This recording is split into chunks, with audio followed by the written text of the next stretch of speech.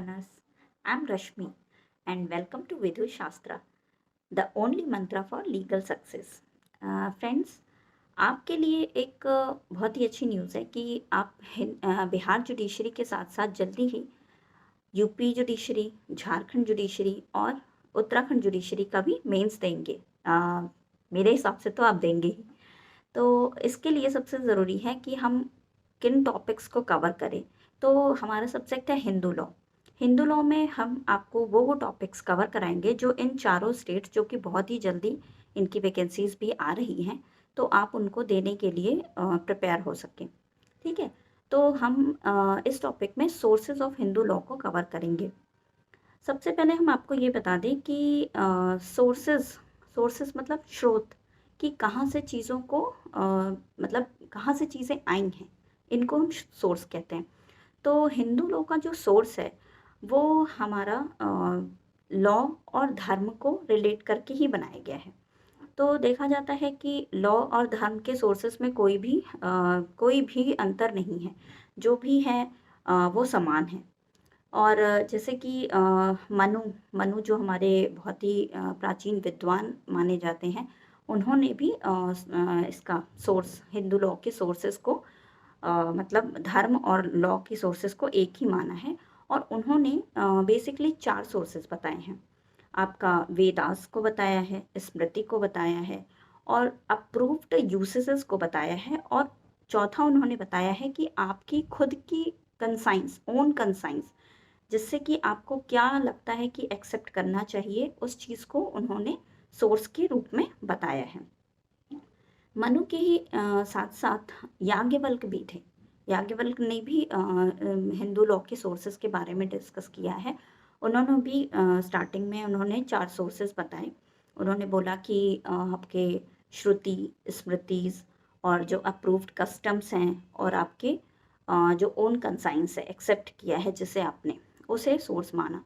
साथ ही साथ उन्होंने आगे इन सोर्सेज को थोड़ा और इलेबोरेट करके बताया कि हमारे 14 सोर्सेस, उन्होंने 14 सोर्सेस की बात की, जिसमें उन्होंने बोला कि हमारे 4 वेद हैं और 6 वेदांग्स हैं, धर्म है, न्याय है, पुराण है और मीमांसा है। तो इस तरीके से मनु ने और याज्ञवल्क्य ने, इन दोनों लोगों ने सोर्सेस ऑफ हिंदू लॉ को डिस्कस किया है। ठीक है, फिर हम आगे देखेंगे कि हमारा जो सोर्स है उसका डिवीज़न कैसे हुआ। हम डिवीज़न की बात करते हैं। तो दो तरीके से इसका डिवीज़न हुआ। एक एंशियंट सोर्सेज में हम डिवीज़न करेंगे और एक मॉडर्न सोर्सेज में। तो एंशियंट सोर्सेज में कौन कौन से आएंगे? एंशियंट सोर्सेज में आपका आएगा श्रुति, स्मृति, कस्टम यूसेजेस और आपका commentaries and digest. Custom usages तो मैंने बताया आपको, ठीक है। और आपका मॉडर्न सोर्सेस में लेजिस्लेशन है और आपका जुडिशियल डिसीजन, जिसको हम प्रेसिडेंट भी कहते हैं, और आपका equity, justice and good conscience. ठीक है दोस्तों, फिर आपको अब एंशियंट सोर्सेस को कैसे कैसे इलेबोरेट करते हैं वो हम देखते हैं यहाँ पर। पहला तो आपका आता है श्रुति।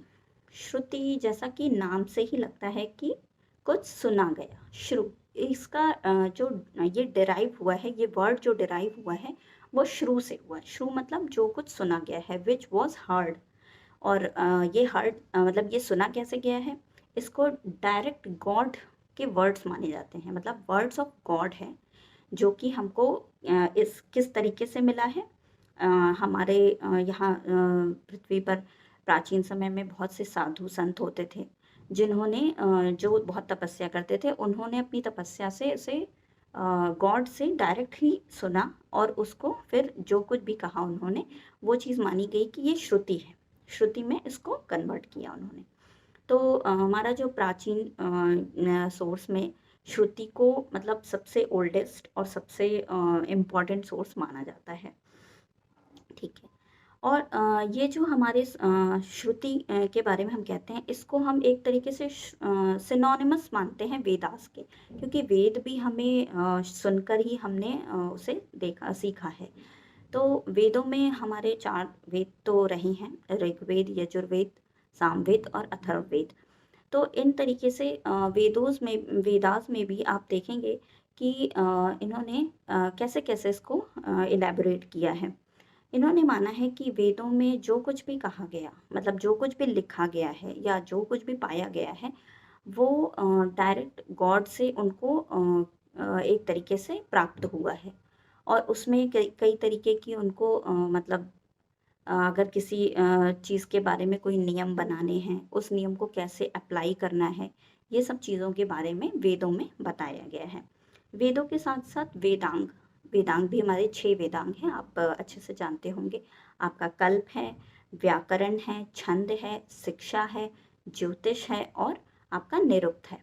तो ये 6 वेदांग हैं, तो इन्हें भी हम श्रुति के ही फॉर्म में जानते हैं। और ये हमारा बहुत ही इम्पोर्टेंट सोर्स है हिंदू लॉ का।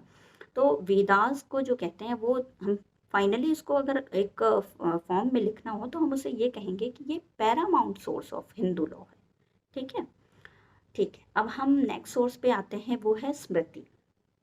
तो स्मृति, जैसा कि इसके भी नाम से आपको ये लगता है कि स्मृति मतलब कुछ अपने दिमाग में उसको रखा गया है, मतलब विच हैज़ बीन या which have been remembered definitely. ठीक है, तो जैसे कि हमारे साधु संत जो भी चीज़ों को उन्होंने सुना, उसे अपने दिमाग में रखा उन्होंने, उसे दिमाग में रखने के बाद उन्होंने उसको एक फॉर्म में, मतलब कंसोलिडेटेड फॉर्म में उसको मतलब व्यक्त किया। और वो कंसोलिडेटेड फॉर्म किसी विद्वान ने उसे बहुत अच्छे से और अच्छे से उसको इलेबोरेट करते हुए रखा।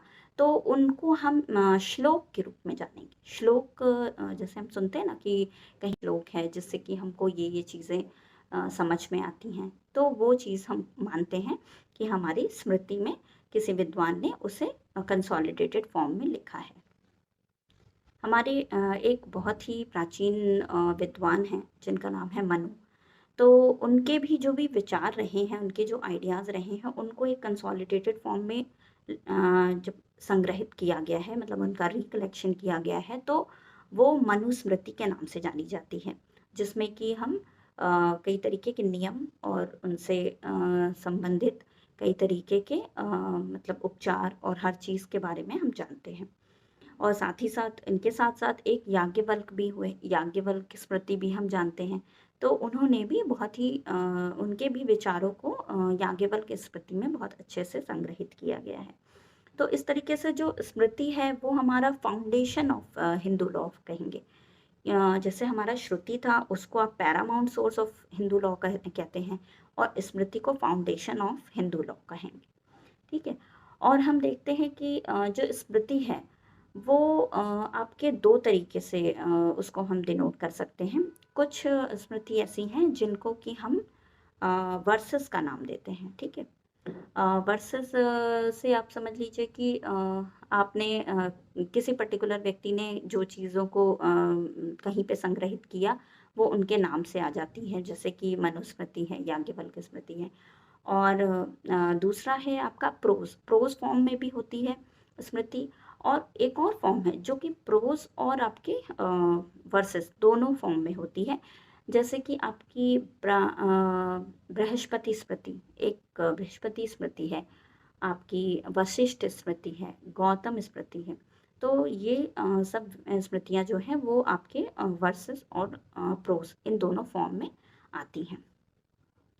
अब हम तीसरे फॉर्म पे आते हैं जो है कमेंट्रीज एंड डाइजेस्ट।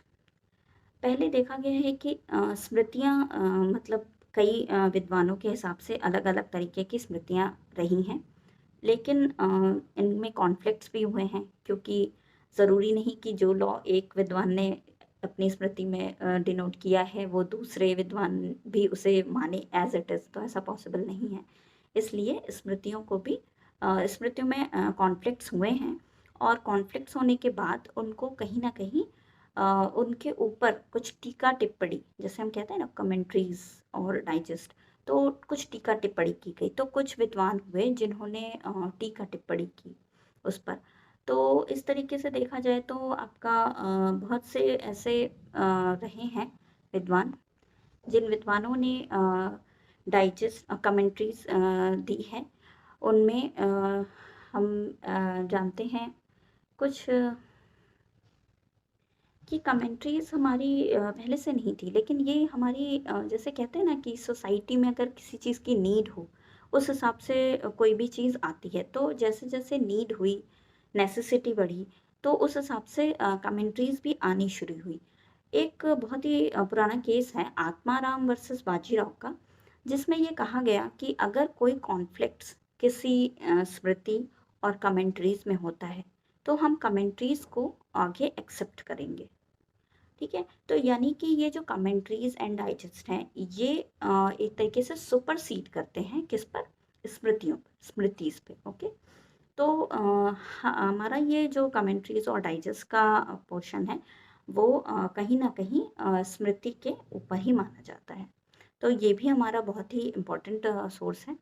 और साथ ही साथ हमारे कस्टम, चौथा सोर्स हमारा आता है कस्टम।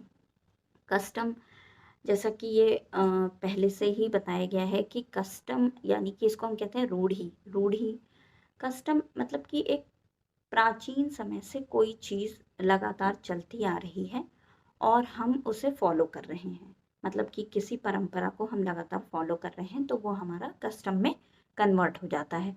ठीक है? तो कस्टम बेसिकली ये देखा जाता है कि कस्टम के आप क्या-क्या एसेंशियल इंग्रेडिएंट्स मानेंगे। पहला तो ये है कि वो बहुत ही प्राचीन होना चाहिए, ठीक है? और वो कहीं भी किसी भी तरीके के मतलब लॉज़ को अफ़ेक्ट नहीं करता हो, उसपे अपोज़िट इफ़ेक्ट नहीं डालता हो। और वो सर्टेन होना चाहिए, एक निश्चितता उसमें रहने, निरंतरता, कंटिन्यूअस होना चाहिए, लगातार चलाता रहना चाहिए। और वो किसी भी स्टैट्यूटरी प्रोविज़न को भी मतलब सुपरसीड नहीं करता हो, ठीक है? तो कस्टम के लिए कुछ रिक्वायरमेंट्स हैं। तो देखा जाता है कि हमारे अ, कुछ ऐसे मतलब रूढ़ियाँ रही हैं, जिनको कि सोर्सेज़ मानना, हिंदू लॉ का सोर्स मानना मतलब कहा गया है कि ये आवश्यक है। तो प्राचीन स्रोत में हमारे ये 4 सोर्सेज़ बताए गए हैं। अब उसके बाद से हम दूसरे पार्ट पर आते हैं, वो है हमारा modern source of Hindu law. तो मॉडर्न सोर्सेस में हमने आपको जैसा बताया कि 3 सोर्सेस दिए गए हैं। पहला है लेजिस्लेशन। तो लेजिस्लेशन आपका लेजिस्लेशन मतलब क्या? हिंदी वर्ड होता है उसका विधायन। विधायन मतलब विधि द्वारा बनाया गया। मतलब कोई भी ऐसी विधि जिसके द्वारा कोई भी ऐसी विधि बनाई गई हो जिससे कि किसी भी कानून को मतलब कानून को हम इम्प्लीमेंट करते हैं, वो लेजिस्लेशन होता है। ठीक है? तो हमारा जो हिंदू लॉ है, वो उसके मॉडर्न सोर्सेस में इसकी ज़रूरत इसलिए पड़ी क्योंकि देखा गया है कि कई सारे ऐसे एक्ट्स बने हैं जो कि हिंदू लॉ को कवर करते हैं। पहले हमारा हिंदू लॉ जो था वो कहीं कोडिफाइड नहीं था, पर धीरे-धीरे जैसे-जैसे ज़रूरत पड़ी हमने उसको कोडिफाइड किया, फिर एक्ट बना। तो हमारे कुछ ऐसे कुछ ऐसे एक्ट्स हैं जो कि हिंदू लॉ की को मॉडर्न सोर्सेस में उसका इफ़ेक्ट डालते हैं। जैसे आपका एक कास्ट डिसेबिलिटी एक्ट था 1850 का, आपका हिंदू विडोज़ रीमैरिज एक्ट था 1856 का, आपका dissolution of native converts marriage act था 1866 का। अब वो कहीं कोडिफाइड नहीं था, पर धीरे-धीरे जैसे-जैसे ज़रूरत पड़ी हमने उसको कोडिफाइड किया, फिर एक्ट बना। तो हमारे कुछ ऐसे कुछ ऐसे एक्ट्स हैं जो कि हिंदू लॉ की को मॉडर्न सोर्सेस में उसका इफ़ेक्ट डालते हैं। जैसे आपका एक कास्ट डिसेबिलिटी एक्ट था 1850 का, आपका हिंदू विडोज़ रीमैरिज एक्ट था 1856 का, आपका dissolution of native converts marriage act था 1866 का, आपका स्पेशल मैरिज एक्ट 1872 का, लेकिन फिर उसके बाद से उसमें रीइनैक्टमेंट हुआ 1954 में, तो वो फिर से स्पेशल मैरिज एक्ट 1954 बना। फिर आपका चाइल्ड मैरिज रेस्ट्रेंट एक्ट 1929 का, और आपका Hindu inheritance removal of disabilities act हुआ 1928 का। इस तरीके से आपके कई सारे एक्ट्स बने। जैसे हिंदू मैरिज एक्ट भी आपका 1955, हिंदू सक्सेशन एक्ट 1956 और Hindu adoption and maintenance act 1956, minority and guardianship act 1956, ये सारे एक्ट्स जो हैं वो आपके मॉडर्न सोर्सेस में कवर किए जाते हैं। तो मॉडर्न सोर्सेज में इन एक्ट्स को बनाकर इनको इम्प्लीमेंट करके फिर आपका हिंदू लॉ को आगे बढ़ाया गया, हिंदू लॉ के सोर्सेज को आगे बढ़ाया गया। ठीक है, इसके बाद आपका एक और सोर्स आता है इसी में, जुडिशियल प्रेसिडेंट या जुडिशियल डिसीजंस या प्रेसिडेंट। जुडिशियल डिसीजंस से ये मतलब है कि जैसे कुछ निर्णय ऐसे होते हैं, मतलब जो प्रिवी काउंसिल जो पहले चलती थी और आपका सुप्रीम कोर्ट हमारा अभी भी जो चलता है, इसमें इसमें क्या है कि जो निर्णय पहले दिए गए हैं उन्हीं निर्णयों को आप एज इट इज़ फॉलो कर रहे हैं दूसरे कोर्ट्स, जो लोअर कोर्ट्स हैं, तो उनको हम क्या कहते हैं, प्रेसिडेंट। मतलब कि उन निर्णयों से जो भी आधार लेते हुए लोअर कोर्ट्स के जितने भी डिसीजंस हैं दिए गए हैं, तो उन्हें माना जाता है कि वो एक प्रेसिडेंट का काम करते हैं। तो हमारा हिंदू लॉ प्रेसिडेंट पे भी बेस्ड करता है, क्योंकि ये कहीं ना कहीं एक आधार है। ठीक है, और फिर आपका एक थर्ड आता है जो है equity, justice and good conscience. तो इक्विटी, जस्टिस और गुड कंसाइंस तो मॉडर्न सोर्स है और बहुत ही इम्पोर्टेंट सोर्स है। इसमें आपका नेचुरल जस्टिस के प्रिंसिपल को फॉलो किया जाता है कि आपने जो भी मतलब विधि बनाई है या कुछ भी, वो एक तरीके से किसी परंपरा, मतलब किसी उस पे बेस्ड नहीं है, लेकिन वो आपका अपना खुद का एक एक्सप्रेशन है। अच्छा, मतलब एक्सप्रेशन दिया है आपने। इक्विटी, जस्टिस और गुड कंसाइंस की ज़रूरत हमें क्यों पड़ी, ये किस तरीके से मॉडर्न सोर्स में यूज़ हुआ, तो इसके भी कुछ ऐसे सर्कमस्टांसेस बनी, मतलब कुछ ऐसी परिस्थितियाँ बनी जिसमें कि ये माना गया कि हमें इक्विटी, जस्टिस और गुड कंसाइंस को यूज़ करके ही हिंदू हिंदू लॉ को समझना चाहिए। जैसे कि अगर कोई ऐसा हिंदू लॉ में कोई ऐसा प्रोविज़न दिया हुआ हो जो कि इनकंसिस्टेंट हो, हाँ, तो या दो ऐसे कोई ऐसे वो हों जो एक दूसरे से विरोधाभास रखते हों, तो हम उन पर उनकी जगह पर हम अगर कोई निर्णय लेना है तो हम उसको इक्विटी, जस्टिस और गुड कंसाइंस से ले सकते हैं, मतलब हमारी खुद की स्वेच्छा से। ओके, और आपका ये भी है कि अगर कोई भी रूल दिया है कहीं हिंदू लॉ में, उसमें कोई भी एम्बिग्विटी हो, मतलब कि कुछ भी उसमें संदिग्धता, आपको कुछ संदेह हो, तो उस पे भी आप मतलब आप इक्विटी, जस्टिस, गुड कंसाइंस को यूज़ कर सकते हैं। और आपका कहीं पे किसी रूल में कहीं कोई अनसर्टेनिटी हो जो कि अप्लाई नहीं की जा सकती है, तो फिर आप उस जगह उस रूल को आप इक्विटी, जस्टिस, गुड कंसाइंस से फॉलो कर सकते हैं। ठीक है, और आपका जो कहीं प्राइमरी सोर्स है वो कहीं पे अफेक्ट नहीं कर रहा है, कि प्राइमरी सोर्सेज जो हमने पहले बताए ये आपको, वो अगर अफेक्ट नहीं कर रहे हैं, तो आप लास्टली आप इस सोर्सेज से इक्विटी, जस्टिस और गुड कंसाइंस से इसको अच्छे से कंसीडर कर सकते हैं। ठीक है दोस्तों, तो ये हुआ हमारा sources of Hindu law. Hindu law में आपको इस तरीके से सोर्सेज को डिवाइड करके और कैसे कैसे एक्सप्लेन करना है, ये चीज़ आनी चाहिए। तो अभी हम आपको ये बता रहे थे कि हमारे 4 स्टेट्स के लिए हिंदू लॉ का टॉपिक बहुत ही इम्पोर्टेंट है। तो आप इसके लिए हमारी जल्दी ही टेस्ट सीरीज़ चलाई जाएगी, तो इसको भी आप ज़रूर से जॉइन करें, जिससे कि आपको इनके क्वेश्चंस सॉल्व करने में काफ़ी हेल्प मिले। चलिए आगे हम स्कूल्स ऑफ हिंदू लॉ की बात करेंगे, तो तब तक के लिए थैंक यू सो मच।